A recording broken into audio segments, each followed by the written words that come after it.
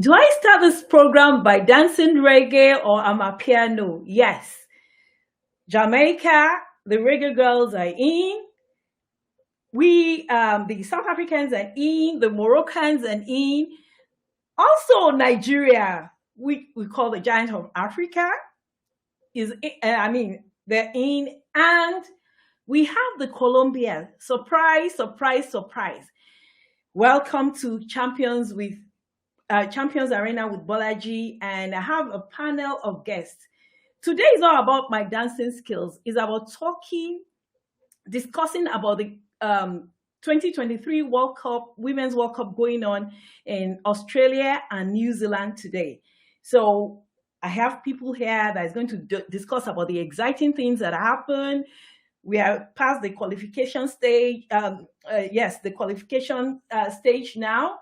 We're now in the round of 16. Shockers, excitement.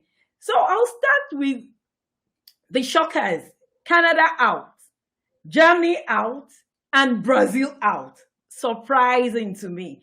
So I'll start with Canada, and I'll bring to the studio Fatima, an Canadian goalie who already said that Canada wouldn't qualify. Fatima, welcome to the program. So, what happened? Why did you even say in the first place that you felt Canada wouldn't qualify? Okay. Hello, everybody. Thank you for having me here, and I'm extremely excited. Unfortunately, Frankie's not here, which I would like to say, hey, I was right in my predictions. How does it go? Well, when you're in this kind of a tournament, right, and you have all the top teams, Canada, USA, Germany, and all the names, right? The biggest thing of it, when you have other countries that are not as large as ours, right?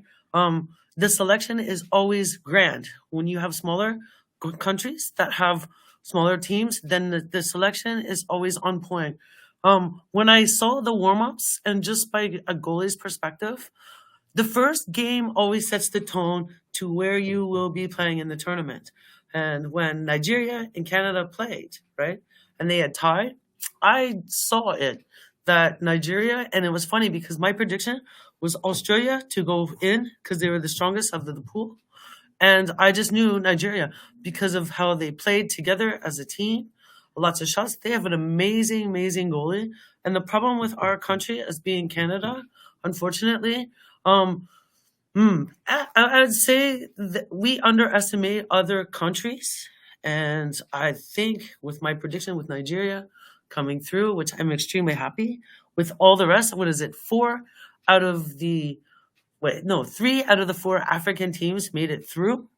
And of course, because these are upcoming, as you say, underdogs, and all of these African teams play as a team. There is no significant individual that would center, the stage like Sheila Sinclair, all of the other greats on some of the teams. But yeah, I knew it. And I am very, very, honestly, my prediction was all 4 to go in, but 3 out of the 4, respectfully, yes. And this now is creating history because women from Africa who have always been underestimated, through other sports, this is the first in history, especially for Morocco. Okay, being a Middle Eastern country, this is the first time their country has ever made it. So I will say this for the final prediction: I don't see it being an American team. I don't see USA going through, but I would say that out of the top, one of the African teams will make it through to the top 4. Is my prediction. I know you didn't play with this team, this Nope. set of girls, but what do you think? You think your team then played better because you're an ex-national goalie? So do you goalkeeper? So do you think this team, are more developed, but they're just, they're playing better, but they're just not cohesive, not coordinated? What do you think is different from when you played and when they're playing now? Um, okay, so when I started playing out, we were like the foundation of the actual women's sports. So who was it? It was all levels, we'll say. So they picked the best of the best. Um, I believe because with when I played, it came from different provinces, right? So there was some from London, there was some from Windsor. So they expanded out the different players because Canada has excellent, excellent soccer. I would say for this one, the problem with our Canadian teams is that when you go into these camps, right, when you train for the Olympics or World Cup and all of that, you're only designated a certain amount of time, maybe 4 to 6 weeks or so in the training, right? So for me, how it was for me, like I'm a goalie, so I already know what I do. I play net, I communicate. So my position is always grand, like I am the voice. So when you have other players that have been playing for years, Sheila Sinclair, and you get the up new coming Fleming, and that it's trying to find a mesh. It's like the team has to dance together. And when you have somebody that's been there playing for so long, Sheila Sinclair, right? A lot of the pressure is added onto her performance as being as a leader. And unfortunately, us as working as a team, I didn't see us doing that in this World Cup because had we would have excelled. And I have to say this, when we played Ireland, unfortunately, that game there, that first goal, that was a mishap beyond us. And even though the Canada beat Ireland, it was still to me a tied 1-1. So the first game already declared that I knew that Nigeria was going through.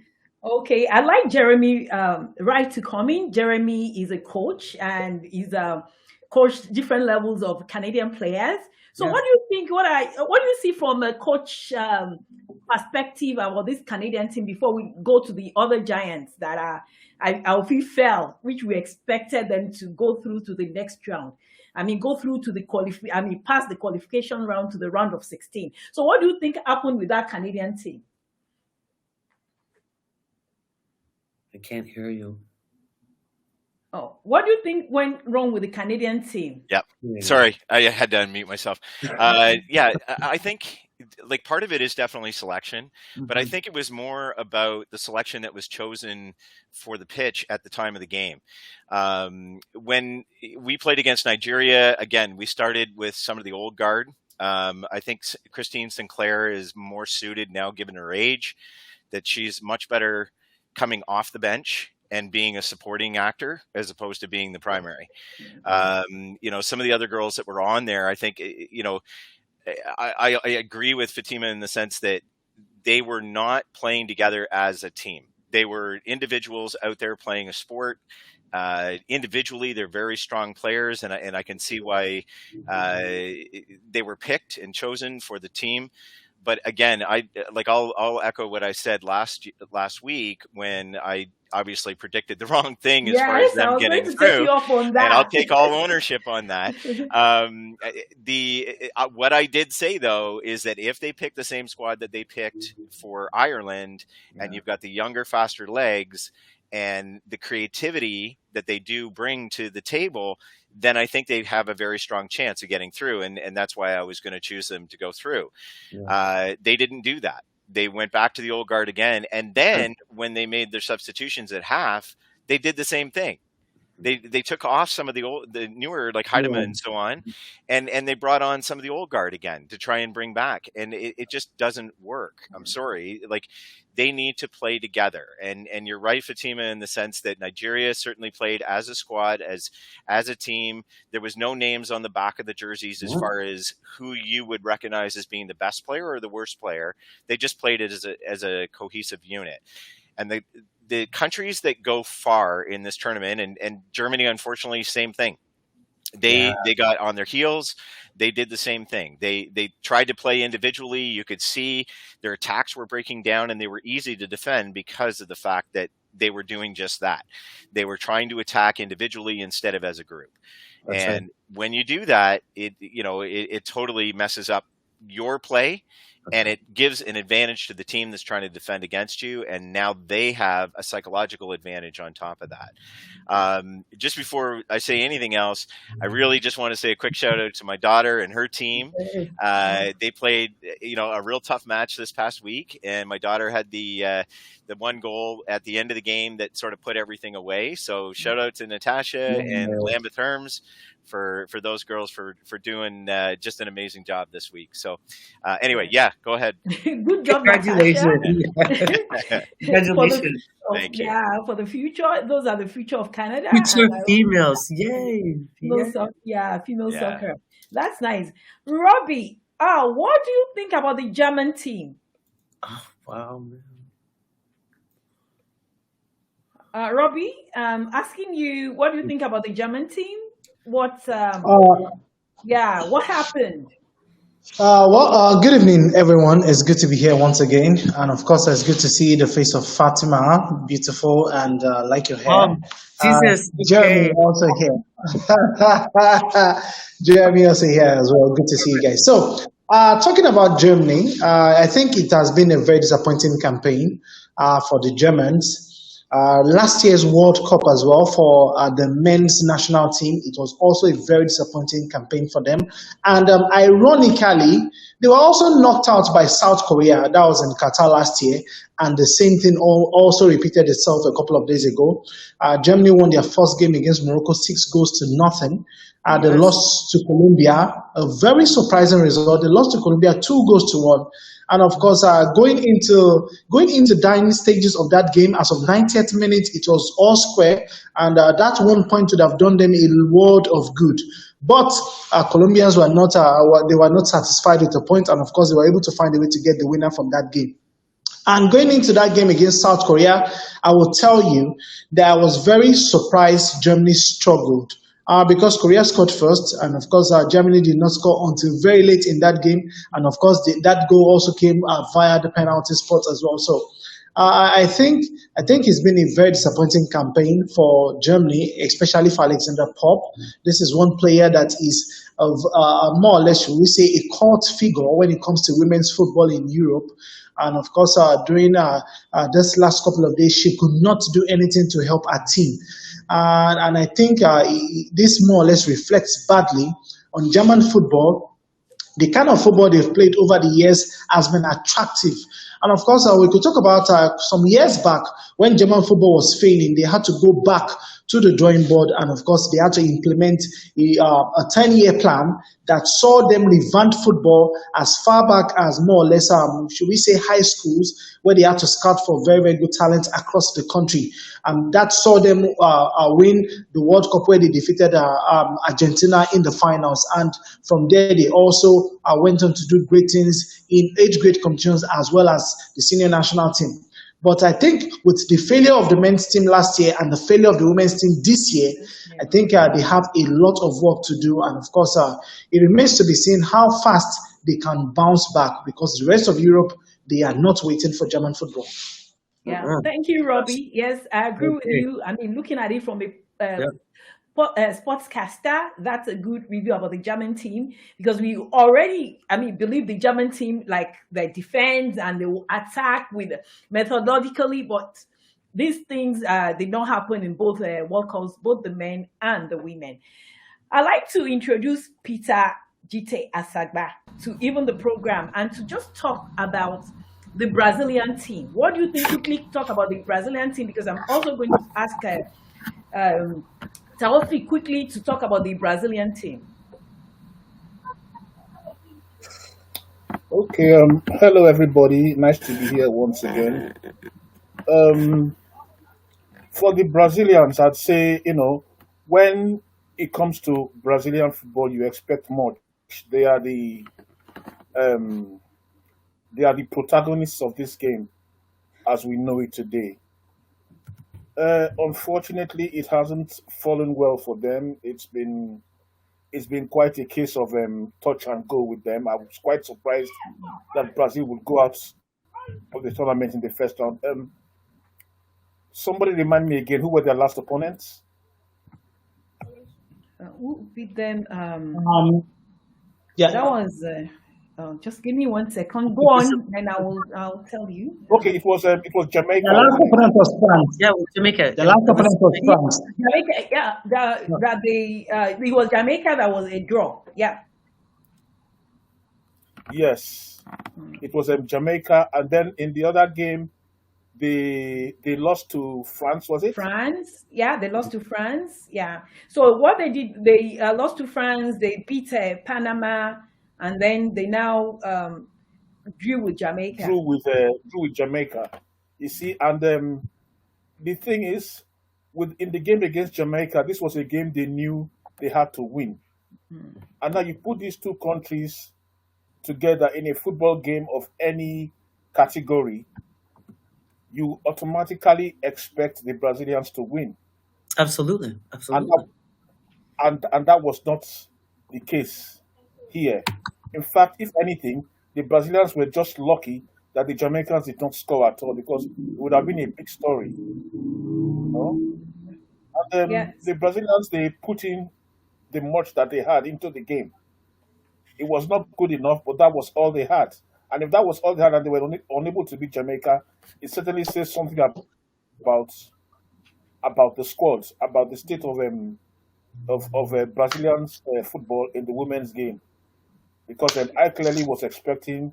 Yeah. Anyway, Yeah. come to think of it, if you watch the Jamaicans, you know, then you're not going to expect the Brazilians to sweep them aside just like that.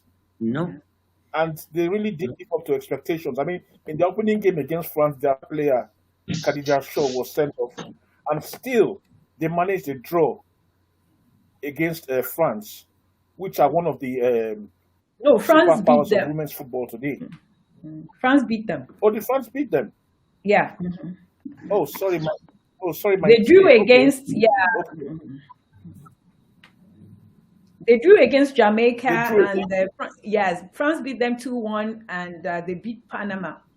No, So I'm they talking. lost one. France beat Brazil. Yeah, no, we are talking about France Jamaica. beat Brazil, but France did not beat Jamaica. No. Yes, They didn't. Yeah. yes. Jamaica Okay. played a Yeah. draw with France. Mm-hmm. France beat Brazil, but France did not beat Jamaica. I'm No, saying no. that for the Jamaicans themselves, Okay. hmm? Yeah. Yeah, I'm saying that for the Jamaicans, considering the fact that France were not able to beat them, even when they had their star players sent off, that surely they had something about them which would make it very difficult for the Brazilians to beat them in a game that the Brazilians knew they had to win to advance. Yeah. And as it turned out, Brazil was not able to beat them. And you see the way they were celebrating after the game, even though it was a draw. But then the Brazilians were out and they were through. Yeah. So I would Yeah. say that the Brazilians came into the tournament not really at their best, because as far as I'm concerned, only France should have given them a problem in that group. Yeah. And And yeah. and the fact that they were unable to beat the Jamaicans, even when they knew that was what they had to do, they're going to qualify, it certainly said a lot. The Jamaicans themselves have been very, very impressive, and their going through to the second round was only natural justice. Yeah. Against Thank you. the Brazilian Yeah. side that really has not been at their. Okay. Thank you. Well, that's the much Peter? I can say. Okay. Thank you so much. Now, Taufik. Yeah. I'm not so happy that I was going to say that I was going to dance samba, but I've been denied samba by Brazil. Now I'm dancing reggae. So what do you think happened? Why did Jamaica win and Brazil lose? Well, good day, all. If you can remember, during the last podcast, I mentioned that the Jamaicans had something going for them, sheer grit. And I told you that because they drew their first match and then won their second match, any other person that was going to meet them had a lot to face. And they've proved me right.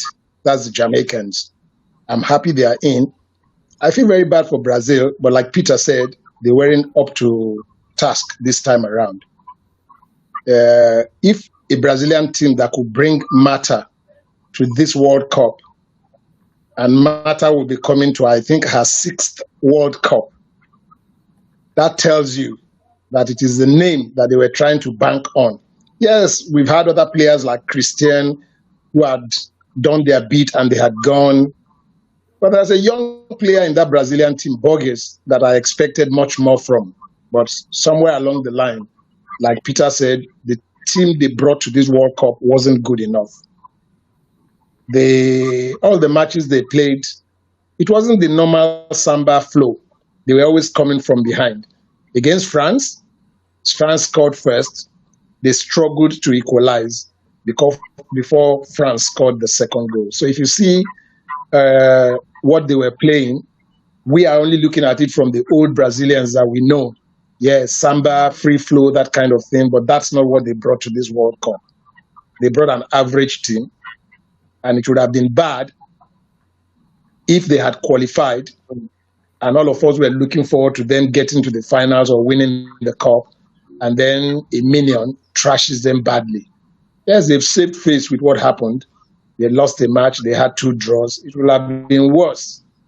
The cries would have been much more in Brazil if it was that they losing in the knockout stage. So I believe that whoever is meeting Jamaica, well, it's only Caicedo for Colombia who is going to be the big wall against Jamaicans. Yeah. And if that their star player could be playing now, I think he should have served the suspension. Then I expect the Jamaicans to still qualify from this round of 16. Thank you. Thank you so much, Peter and Taufik. I mean, we Taufik. Ireland fans, and I appreciate what you said. You were spot on this Jamaican team and the Brazilian team. Now let's move forward, and leave those who did not get past the group stage. So let's now talk about the African teams that qualified. I mean, Yes. surprising, one of the surprises of the tournament. Out of the 4, 3 qualified: Morocco, Nigeria, and South Africa. Robbie, what do you see? I mean, what changed for the African team? You can start from Morocco. Now, what changed for the African team? I think for Morocco, I'm really very impressed with what they've done so far. Because I have a couple of friends who have been able to go to the country, and they can tell us for certain the kind of development that they have more or less instilled into the country, and of course not just to promote football overall, but also to promote women's football. The last AFCON, the Moroccan team, they were in the finals. They lost, unfortunately, to the South Africans. So it tells you about the pedigree of the team. The CAF Women's Champions League, a Moroccan team won that championship. I think that should be FAR Rabat. Their women's team won the Women's Champions League as it is right here on the continent. So it tells you about how very, very strong, and of course how far Moroccan football have come. For this game, I think for the second game was where I was very surprised, because they scored very early in that game, and they held off. They held on to that lead that was against South Korea till the end, and of course they were able to get that victory. And like I said, looking at their final game as well, they scored very early in the second half, and they also held on. I think one thing that has played very well for Morocco is the fact that the team is united. The team, you cannot pick out, apart from their captain, Chebak, you cannot pick out any other person in that team as that one person that stands out in the team. So they play as a unit. And Okay. Chebak is one leader that everybody in that team, they trust her and they believe in her leadership. So everybody will do whatever it is she says. And that alone is a very, very strong, shall I say, incentive, or a very, very strong characteristic for this team going forward. And that is more or less what saw them through into the round of 16. And of course, they are going to play against France. This is one team that is very, very strong. So the mettle of this Moroccan team will be tested. Can they beat France? Well, if you actually believe in fairy tale, yes, it is possible. But on paper, I don't think anybody is actually giving them. Yes, I don't think anybody is giving them that chance on paper. On paper, all the stats against them. But like I said, if you believe in fairy tale, I believe the Moroccans can go all the way. Just like their male team shocked Portugal, I believe this women's team also can get one over France when they meet in the round of 16. Oh, Thank you good. very much, Robbie. And then Fatima, what do you think about these African teams? You can talk about any of the African teams. Any of the like African first. teams? Yeah, Okay, what do I you wrote. feel, the general feel about the African team in this tournament? Okay. I did write down some notes because I was quite impressed. Let's start off with Morocco. When they played Colombia, I believe, because I kind of watched some of the highlights. Robbie, you're absolutely right. These African teams, the one strong thing is kind of like the Asian teams. When you work as a unit, okay, and there's no individual, right? Everybody has the same heart that we are doing this for the team, okay? And that's what I had seen with Nigeria, Morocco, and South Africa. When South Africa beat Italy, I believe one of the games that I had seen, Yeah. that's kind of like an upset too, because Italy is like kind of like the Brazilian, like a stronger of the teams, right? And I will just say this: I am in awe because from a goalie's perspective, all three of the African teams that made it, all three of them have very, very strong goalies. Because during some of the games that I had watched, some of the saves that these ladies made, are strategically wise, like something that I would do. When you are focused and you work as a team, as a unit, it's very, very hard to score on you. So even though some of these teams probably were scored on and that, but I will say with these African teams, will they make it through? I believe in fairy tales because I have always been the underdog, and the underdog has nothing to lose. You'd be an amazing loser.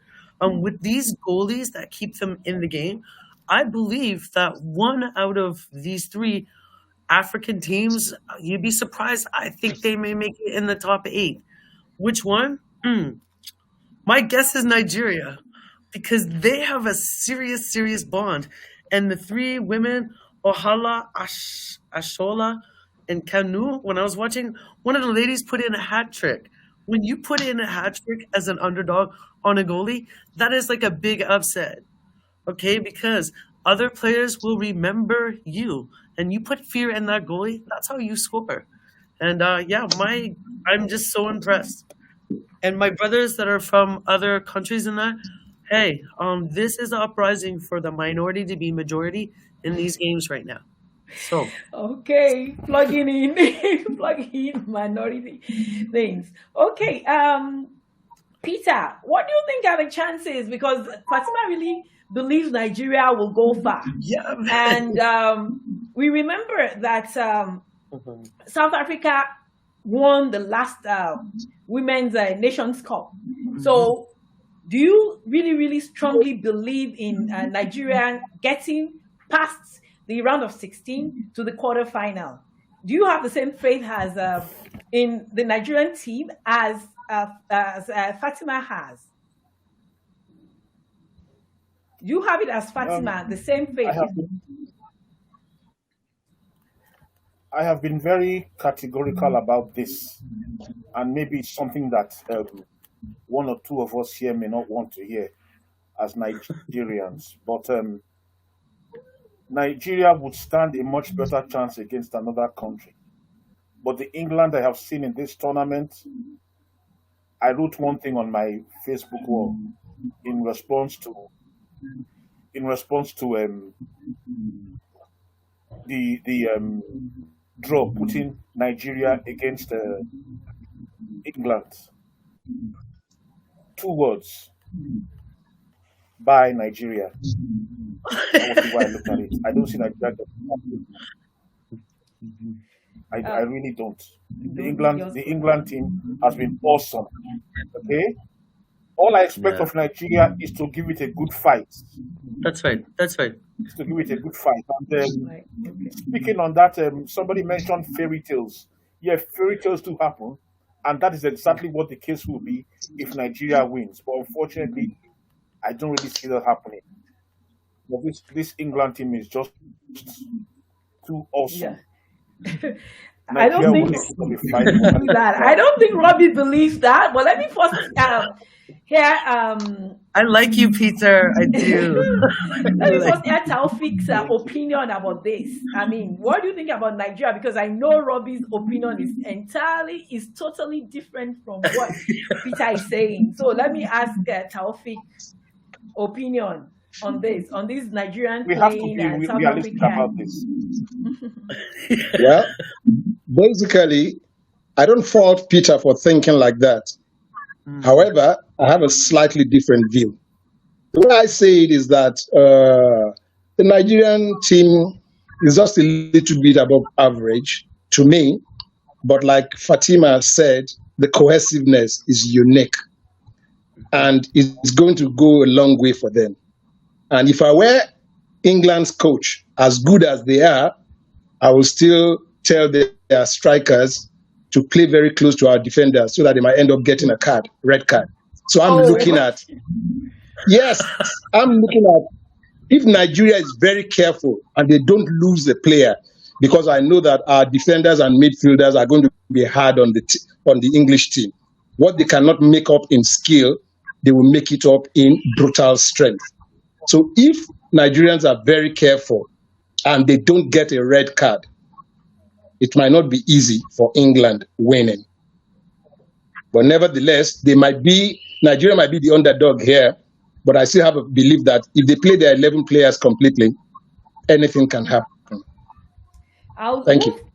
Thank you so much. Thank you, Taufik, because I'll still come back to you. I want to ask Robbie before I ask Jeremy. Robbie, we had a discussion earlier today, and you're so sure Nigeria will qualify. And I'd like you to talk about Nigeria and South Africa. What do you think? I don't want you to concentrate on Nigeria alone because you already believe Nigeria will qualify. So let's quickly talk about Nigeria and South Africa. Then I'll go to Jeremy. Okay. What I said about Nigeria earlier on, yes, Taufik just echoed it. And he said it in another way, which I actually put it to you during our conversation this afternoon. I said that for Nigeria, they will more or less have to be physical with the English national team because England did not play an African side during their group stages, and of course, African football is a little bit different. And of course, we could say African football is steeped in a whole lot of physicality. And that is one thing that the English ladies might find a little bit uncomfortable to adjust to quickly in that game. And of course, I think Nigeria's Achilles heel in that game would be how fast the English national team can transition from defense to midfield to attack.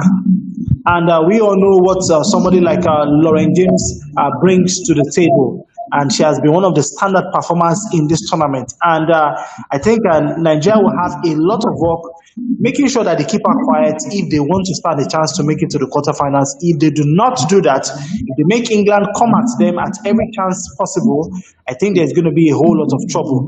So for Nigeria, their chances going into the quarterfinals, well, I really don't think I'm too optimistic about it. But like I said, in football, anything can happen. Nigeria can get a freakish goal, and England might be the one knocking on the door all through 90 minutes, and the door will still not get open to them.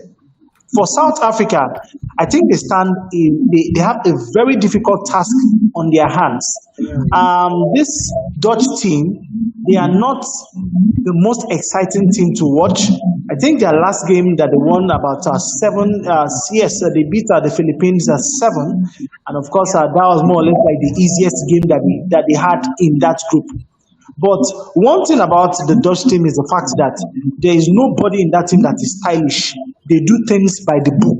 They play your traditional kind of football where it is pick the ball, look up and pass.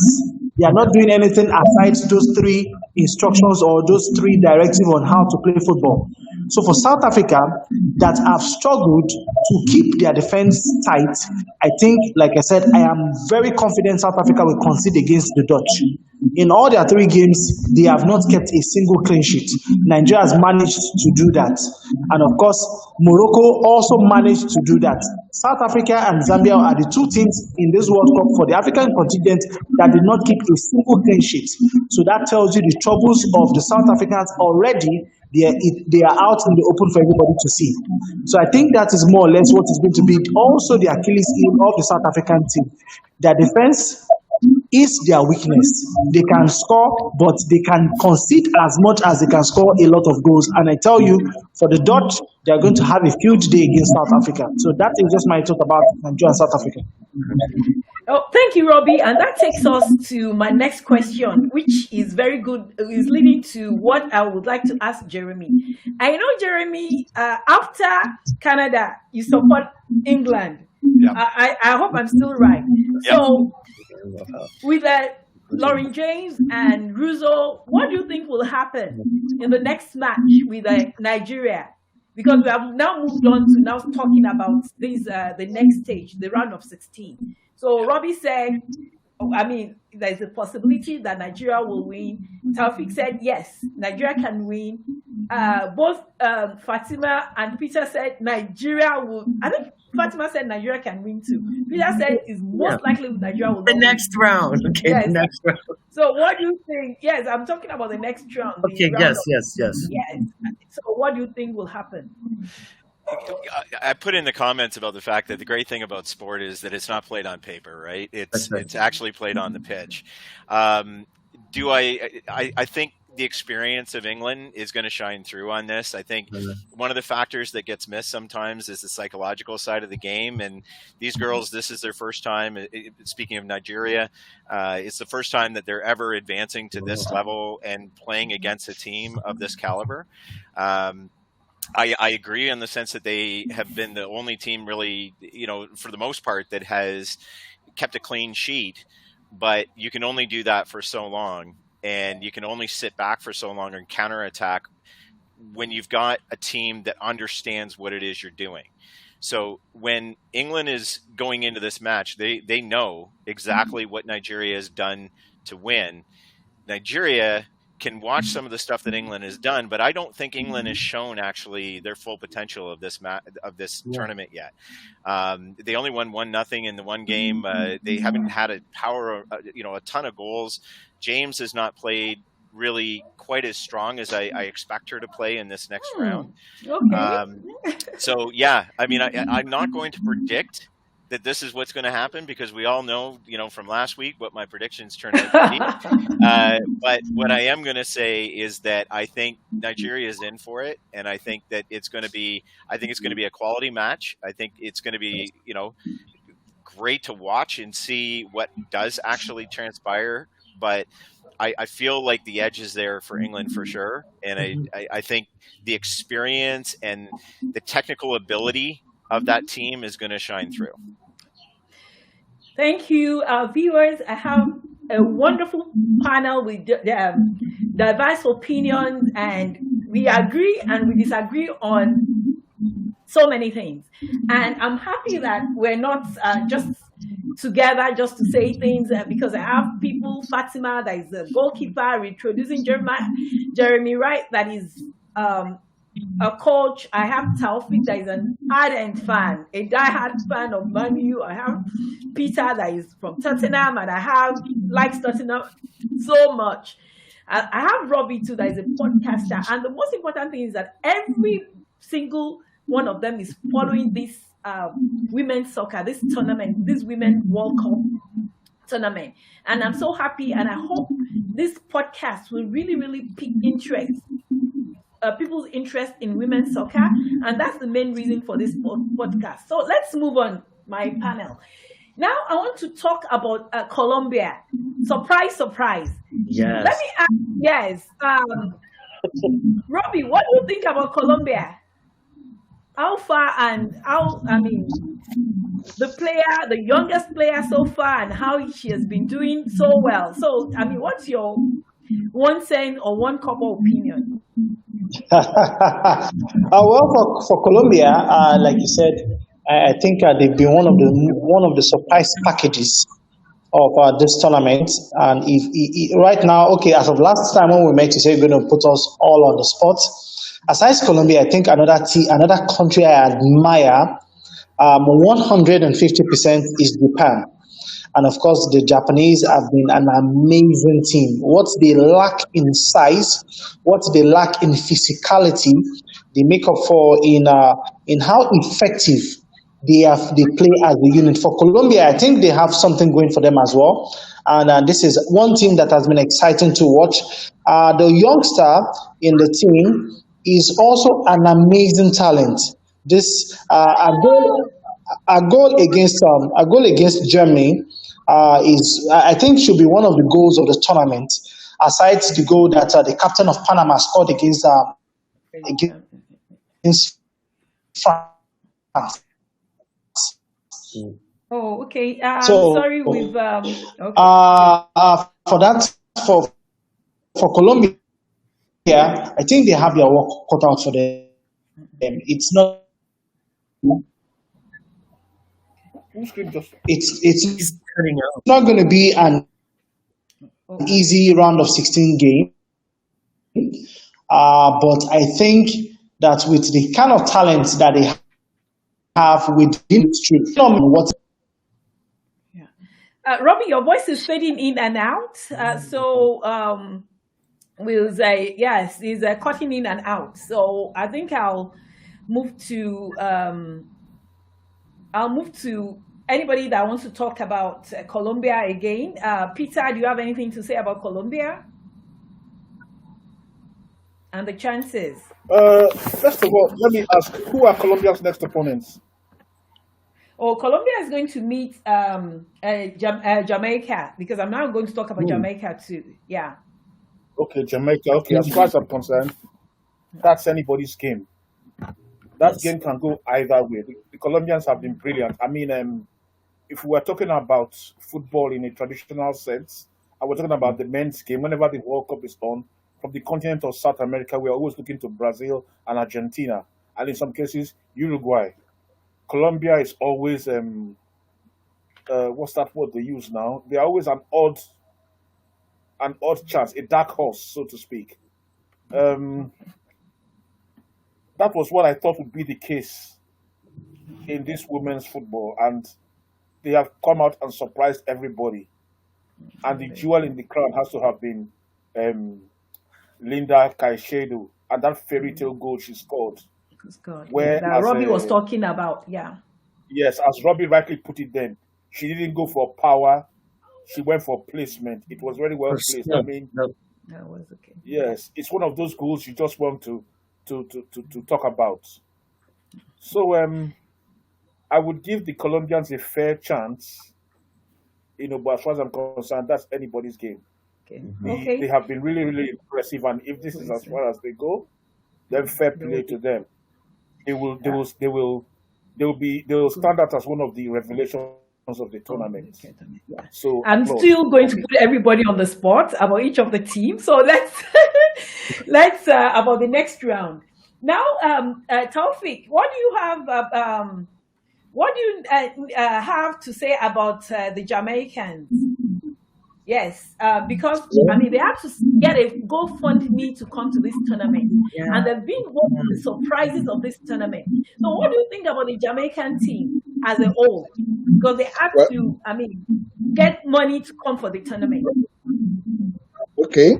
Basically, I've been a supporter of that team since I saw the first match, and I believe that you remember that the last time I spoke. Now I talked about the Jamaicans facing Caicedo. It's only that lady that I think would be the pillar in the Colombian team, but I will still give it to Jamaica overcoming Colombia.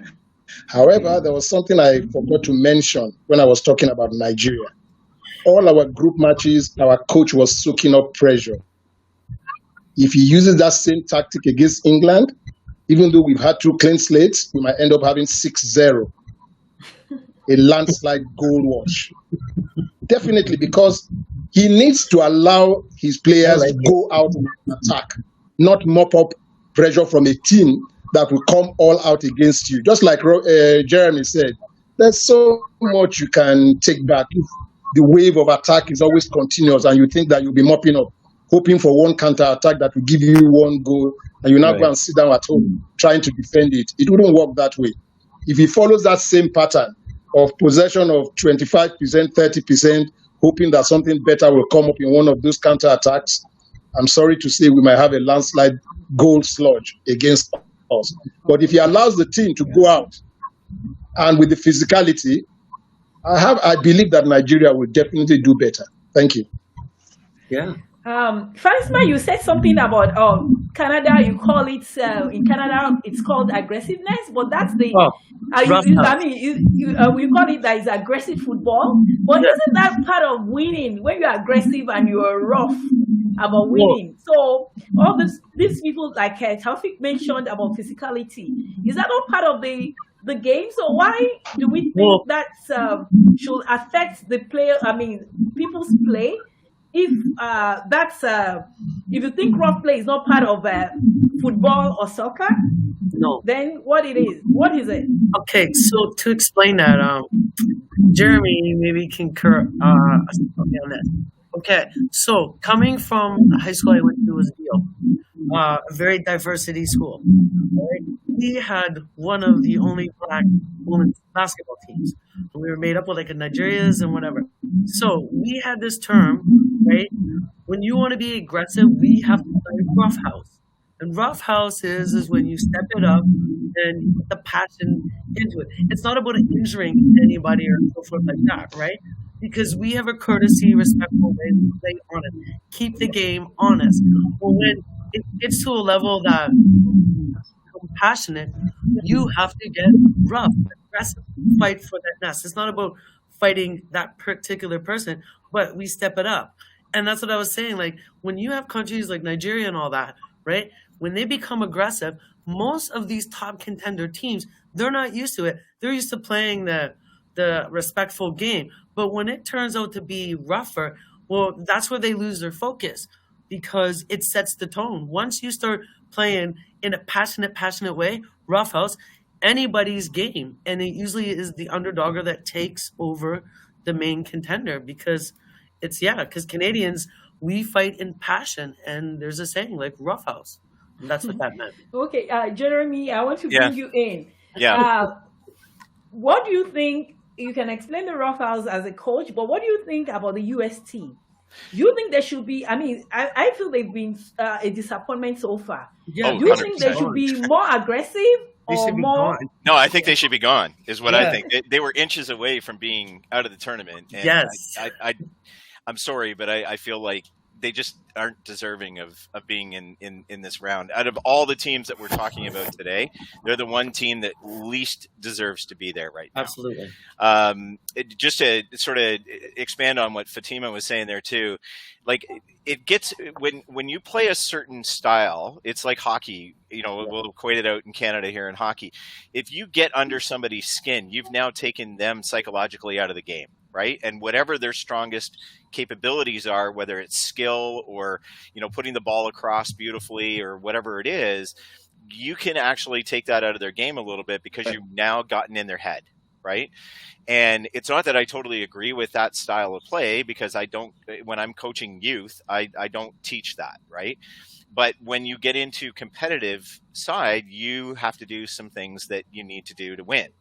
And those are one of the things, certainly when I played that little bit of a psychological game with people, which, gets in their head, gets them off their game a little bit. And hopefully I can take that advantage and work it towards what I want to do with that ball or where I want to put it or, put it in the back of the net, right? Because of that reason. So if Nigeria is going to attack and going to play a strong game that way and is going to actually physically try to play that game, and England allows that to get under their skin, then I agree. It takes some of the skill out of it, and therefore now you've got a little more of an even match game. That's right. I still think, though, with the experience of the team and knowing they have played against teams that do play a little more of a roughhouse kind of game, they are going to play the game that they know they need to play and stay on point with it. And I that's why I feel like the experience is going to come into play. I think the experience is going to come into play with France, right? Like they're coming from football nations that know about these tactics, that know that, there are certain ways that you can try to combat against skill, but I don't think they're going to feed into it. And I that's what's going to take a team to win the whole thing, is just that, right? If for going back to US, you asked me about the US. If the US actually take this seriously and don't play cocky like they have, and I don't think they can take that out of their personalities. No. I think it's too ingrained in them. Maybe they'll play a better match, and they'll look more deserving of it. But I don't know. I just, no matter how much further they go in this tournament, I just feel like they are beyond lucky that they're even where they are right now. Yeah. And from a rating standpoint, maybe that helps FIFA a little bit. But I think the true football and the actual deserving teams that have, like Colombia, I mean, they've played beautifully, right? Like if you look at it from a spectator standpoint, you got to love what you're seeing from there. It just, I would much rather see that than what I've seen so far out of the US. Thank you, Robbie. I believe that teams grow into a competition, because I remember how the Argentinians played in the last World Cup, the Men's World Cup, where they weren't playing, even I think they lost the first match, and then they grew into the competition. Don't you think the US, because in the past we've sometimes dismissed them, then they come up with something, maybe anything that needs to win the match. So saying that, I want you to now predict what US will play the next round. So what do you think will happen to the US against Sweden? First and foremost, I think it's very nice we correct this impression. Yes, Argentina lost the World Cup, their first game of the World Cup, to surprise packet Saudi Arabia. But from the second game, Argentina actually picked up the initiative. Argentina's second game was against Poland. They won that game. Their third game was against Mexico. They also won that game. And it was from there they were able to build the momentum going into the tournament. That was, he said, No, it was from there that they were able to build the momentum. Poland. Oh, okay, sorry. Thank you very much. So it was from there they were able to build the momentum going into the knockout phases. They played Croatia. They played Croatia, and of course they played other very tough countries in the knockout stage. For the US, I think their first match, like I said, they were very impressive in their first game, and I think the whole thing fizzled out. Yes. The way they won their first game for me wasn't quite impressive, because they played against a team that was more or less, you can't even call them minnows. If we could use another adjective a bit lower than minnows, I think it would qualify Vietnam. But their subsequent games against the Netherlands and Portugal, for me, I was not impressed at all. I wasn't impressed. And looking at Sweden in front of them, the Swedes, this is one team you just have to be careful. They are more or less like a snake you're trying to charm, or a snake you're just trying to bag. And of course, just like we know, when you're trying to bag a snake, they tell you that the snake can still bite you through the bag. And I think that is what the US have on their hands when it comes to Sweden.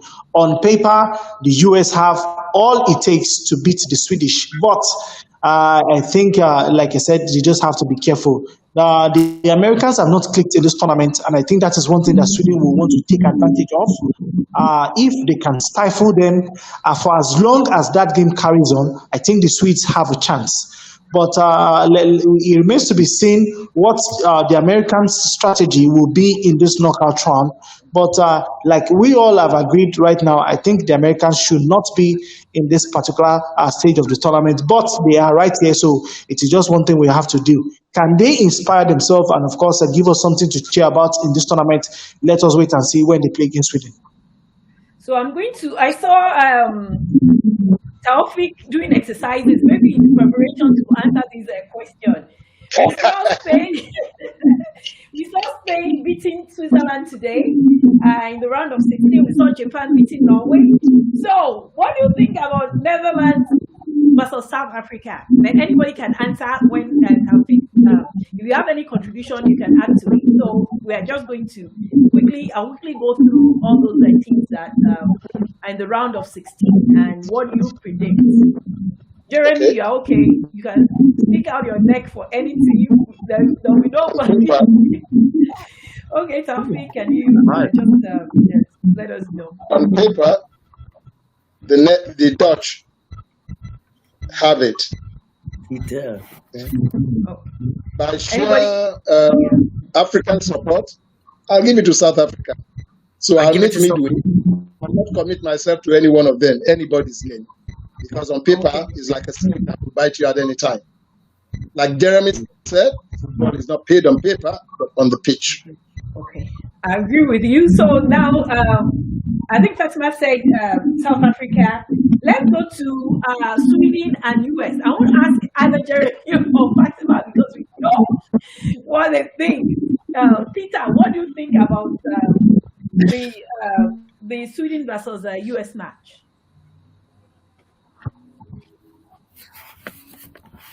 Sweden versus US. Okay, I have heard some panelists here agree that the US is least deserving to be where they are right now. I do not particularly disagree with that, but at the end of the day, no matter how badly the US may have played, we must always remember one thing. Football is a game that is played and decided in 90 minutes. It is never over until it is over. So no matter how badly you play, it's all about one thing, and that is putting the ball in the net. In the net. Yeah. The US Australia, is very, Denmark? very well. Okay, sorry, I didn't know you hadn't finished. Yeah. The US is very, very well equipped to do that, and in situations like this, they have the experience. They know what to do. And let's not forget that the US is a major superpower in men's football. Now the Swedish side, they haven't Okay. been too bad, but as far as I'm concerned, they have not really been tested in the tournament. I mean, what they did against Italy, what we saw was an Italian side that did not come particularly prepared for the tournament. I mean, they also scored one of the most awful own goals you could ever see in any category of the game. So, Sweden against the US, on paper, that goes to US. Okay. And more than just on paper, I'm going to give that game to the US. Not because I think they'll play particularly good, but because I think they know what's at stake, and experience will carry them through at the end of the day. Yeah.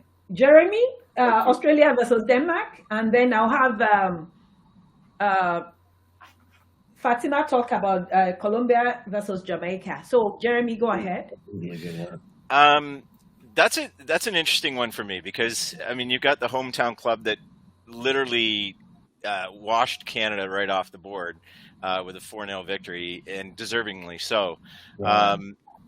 I don't know. This is a tough one because Denmark to me has looked all right, but they haven't looked dominating, and so I kind of feel like you've got your hometown fans all there spurring you on, which is a factor when it comes to any match. Yeah. I think Denmark tactically, if they can hold their shape and they can play the way that they know how to play, from a disciplinary standpoint, I think they've got a really good chance to go through. But wow, like Australia surprised me the way they played. I wasn't expecting to see them come out the way they did, and if they play that same way that they played against Canada, I got to give them a real good shot. I feel like this one, like the Colombian match, I feel like it could go either way. Side. That's right. On this one. So I'm looking forward to seeing that match in particular. I want to see some see what happens there, because I just don't know. It's the same with the Colombian match. I really am looking forward to watching that one, because it's going to be. I think it's just going to be a good match all around. Yeah, that's really nice. Oh, Fatima, quick one. Okay. Colombia, Jamaica. Yeah. Just to let you know, thank you. That game there, you're going to see some serious rough house. Yeah. Because both of those two teams, I'm excited for it because it will be definitely fire, right? You got your Colombians, all right? They've always been stellar in soccer. And Jamaica, listen, I see it being Jamaica because it's another upset. Because what does Jamaica have to lose? Nothing. They're there. They haven't been there. So I see that this game is going to be one of the games that will set the tone. Will be a historical. I believe that this game will be part of history of the 2023 matches because this one is unpredictable. So get your best food and drink on, and you're going to be entertained for sure. Robbie, quickly, France versus Morocco. What do you think? Quickly. France versus Morocco. Allow me to clear my throat on that one. I think this is one very interesting matchup that we're set to see. And of course, allow me to do this. If you look at the pictures of all the African teams, like it has been trending in the country right here in Nigeria, it has been more or less the case of a master and his colony. Talking about the Netherlands against South Africa, France against Morocco, and of course England against Nigeria. For France against Morocco, I think it's more or less a battle of David and Goliath, because I tell you, if all things being equal, I don't think Morocco should show up for that game. All things being equal, because of the pedigree of the kind of players you have that is in the team of the French.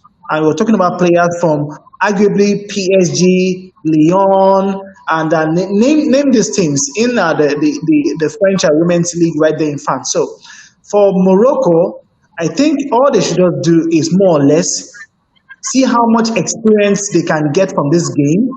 Can they win? I will not give them a chance to win. I don't think they can.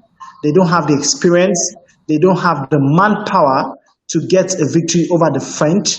And I would not be surprised if I see possession with something like 96 to 4% or maybe like 90 to 10% in possession for that match. But like I said, Morocco should go out there, play with their heads high. If they can get something, yes, they should take it. But I think they should more or less play for the experience that will help the growth of football in their country. But for me, I think France has it on lock every day of the week.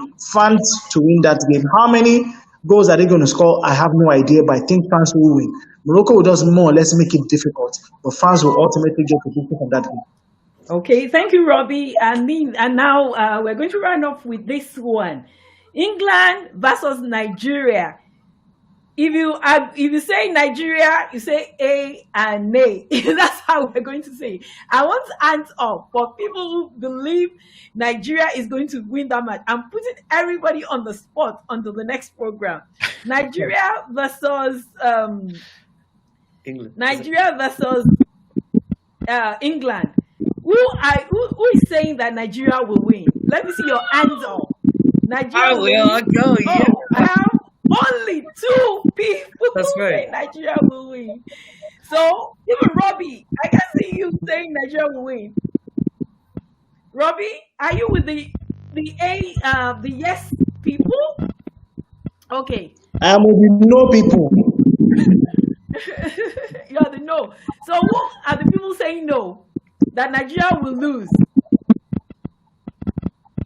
Who are the people saying that England will win? Oh, Let me see. England's going to win. Yeah. Okay. 2? If you're putting us on the spot. Yes. Robbie, are you saying yes? Robbie, Yes, I think England will win. yes, I think England will win. Yes, So I we'll think England see. will win.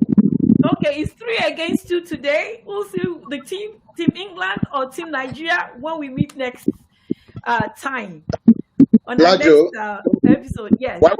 one opinion. Yeah. Quick one. Why We're don't running you out of give time. us the whole? My own opinion. I'm neutral.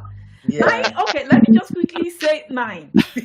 Looking at Russo and Lauren James, using the space. The space. They're very good with, especially Lauren, using tight space to score wonderful goals, even from outside the outside the box, outside box 18 from a long range. She scores. So looking at that and looking at Nigeria, I know our defense is good, but are we going to continue being aggressive? And our front is not that good. I like Kanu's headers, very, very good. I like Oshoala when he gets space, and I like this this lady, Latifat Ade. I can't remember his name right now. She's always one of the people that I really, apart from Aloze, that I really appreciate in the team.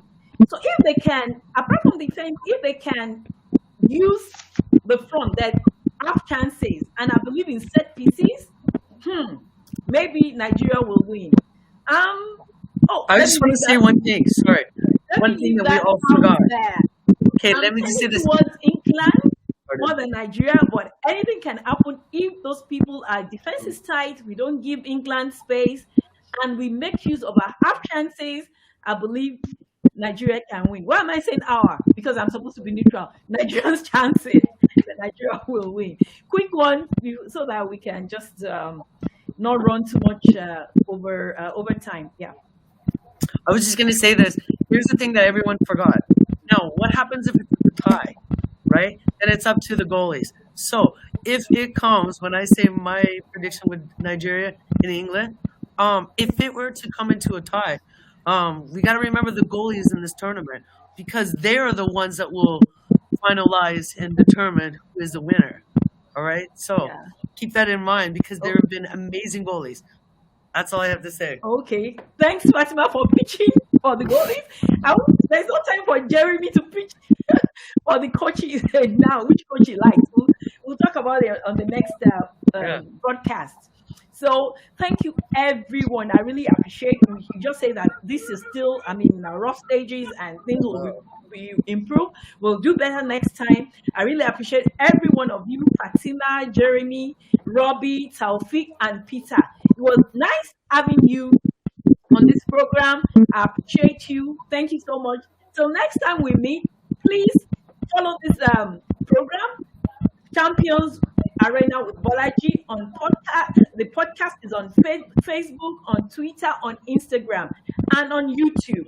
So till we meet next time, keep supporting sports. Keep watching the women tournament. Keep watching women's football. I appreciate you all. Thank you, viewers. See you next time. Bye for now. Bye, everybody. Bye. Bye, everybody. Bye. Thank you. Bye.